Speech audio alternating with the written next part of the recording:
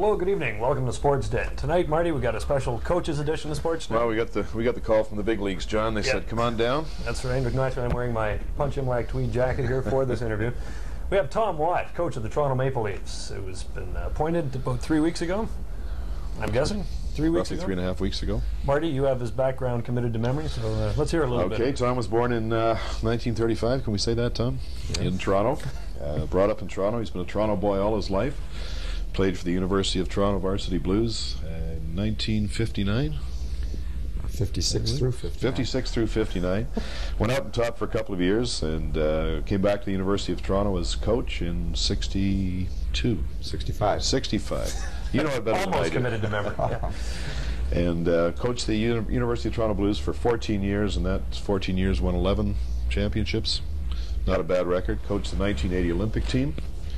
And from there went to the Vancouver Canucks, the Winnipeg Jets. He's here in Toronto, and he's with us tonight. Don't forget Calgary. That's right. Oh, and Calgary, too. We can't forget Calgary. Which, of course, the hardware on his finger will attest to.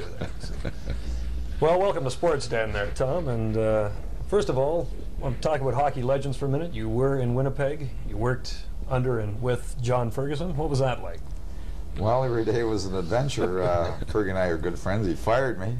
We didn't speak for, I guess close to a year, but we're still good friends now. And you have to understand in this business that you get under certain pressures in certain situations, and things have to be done. And although I didn't like it, certainly I appreciate the fact that John Ferguson gave me the first chance to be a head coach in the National League. And actually, I do have a Jack Adams Trophy winner as Coach of the Year with Fergie, and you always knew where Fergie was coming from. I mean, he was a competitive fellow, and he wanted to do the best for the team, and he was certainly a guy who everybody understood what he wanted to do, and I look fondly upon those years, and I count on Fergie as a friend.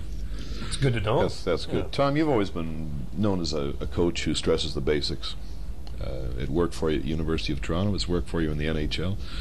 Have there been any changes over the years in your philosophy? Well, I hope I'm a little bit different coach every year. I hope it hasn't been 32 years experience or 1 year experience 32 times. I hope that I'm a little different, and you pick up something or you change your approach to something. And certainly, I mean, in that time, the game has changed a great deal, and I like to think that I'm not always the same coach. I'll tell you one thing that's difficult. I don't look on myself as this type of coach or that type of coach. Just like a player, professional hockey, I think it's very easy for a coach to get a kind of a, I guess a tag that media really like to put tags on people. That this is we wouldn't dream of doing that. This is a great goal scorer, but he's a lousy checker, or this guy is a great skater, no finish, or whatever, and I think that happens to coaches too. I think that coaches get tags that. Well, we think you're a great skater. Sometimes, well, you haven't been watching practice too closely, but I would say that I like to think of myself as a hockey coach, and if that means stressing fundamentals at the right time, fine. If that means I've got to work with a goaltender, that's fine. If that means that I've got to take down a videotape to try to find out a certain part of our game that I want to correct, then I can do that. I mean, I like to think of myself as maybe someone that, and I've been an assistant coach too, so I've had to do some of these specialty things from time to time, and I like to think that I could help out any part of a player's game. Tom, when you take over a new team, as you did in Toronto, or new for you, do you try and adapt the team to your coaching methods, or do you sit back and look at what you have to work with and develop a system? Well, based on the talent. First of all, I don't like the word system, but okay, because systems we won't say that anymore. Systems don't win anything. No. It's not Tom's system. Every time I hear the word system, I cringe. We'll refrain from saying it. But I really the approach has been, because obviously coming in the middle of the year and not with a great record. I don't want to overburden the players. We're a little unsure of ourselves now. Our confidence is down, and we don't want to at this time give the players a lot to think about in terms of our tactics and so on. We want more reaction from the players, and I see players hesitating. confidence in themselves, confidence that a teammate may not cover up for them if they take off. And that hesitation, I don't want to compound the hesitation by giving them a little more to think about. So certainly my approach here has been quite basic, to say the least. I've let the players play, and we've just tried to work at a few simple things with our club. I have to say we're going to get a little more complicated beginning next week. We're having a little mini camp, 4 days. We're going to go on the ice twice a day, and we're going to try to straighten out some of the technical parts of our game. You're going back to the training camp system for... Well, I'm not. It's not a system. It's not a punishment. It's not a punishment. It's not a punishment. But we want to get straight things like face-off alignments, and I mean, which is a basic part where we want people, what their responsibilities are, losing, winning a draw, in all areas of the ice. That's one area that I want to, I don't want guys looking over to the bench and kind of give them all the hand signals about where to go. That's a sign of a team that's not sure.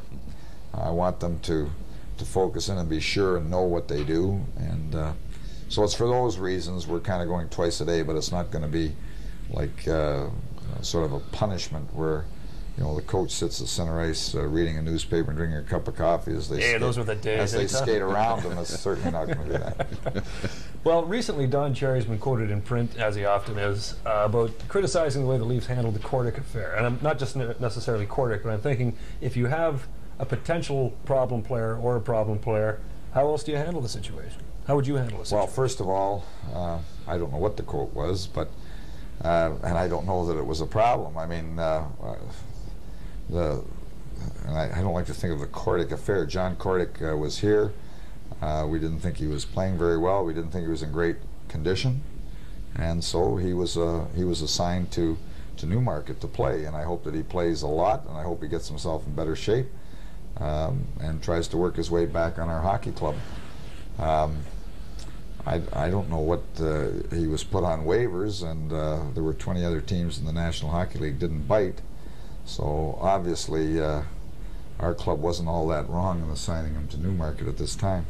Well, it wasn't so much that. I think Cherry, he was saying that for a fellow who's been sat out a lot of games and then told to go out and do his job, that it harbors resentment in the player himself. Well, first of all, I've coached in this league 9 years rather, and I don't, if we're talking about scrapping, either as a head coach or as an assistant coach, I've never seen the situation where a coach asked a player to go out and scrap. That's because he never played for Don Cherry, probably. Fair enough. But I think perhaps that was something that the media blew up a little bit. People get sent up and down all the time, and Kordic happens to be somebody who and it was a quotable subject, creates some good quotes, and they used it a lot. Well, you also emphasized, and were among the first, to my recollection, I'm thinking back to when you coached me at Seneca College, to emphasize the use of videotapes.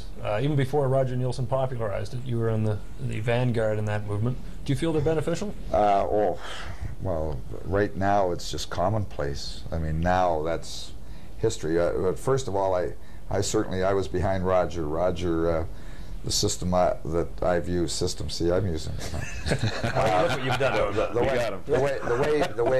The way we look at tapes post game and to try to get a little analysis of our own team is just a sort of a breakdown that Roger Nielsen has used for years, and I just use his breakdown. Now in the National Hockey League, with the dish and as many games on cable television as you have, most of the pre-scouting is done on tape. And we have a young fellow here who's the head of physical education at Henry Carr Secondary School in the city, Paul Dennis, who was a coach with Malver Juniors here.